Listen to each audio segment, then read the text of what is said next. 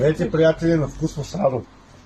Днес от една кладница взехме 4 телешки кръченца, ясно, заклани и правим заготовка за специфичен телешки кърнак. Става много вкусно от краката, за целта сега режем копитата. Вече сме обезкостили опашката.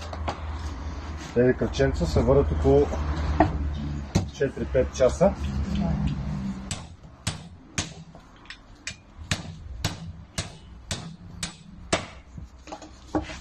Копите са ги фърнем за кучетата.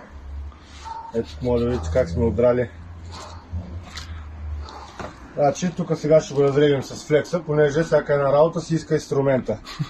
Няма да се мъчи много. Слагаме го 4-5 часа. На бавен огън, малко сол, няколко зърна черен пипер. И когато се свари, хубаво ще обезкостим, ще съберем месцето. Ще го вкусим с някои други подправки, които са тайна. И ще хапнем, ще видите получения резултат, да ви е сладко.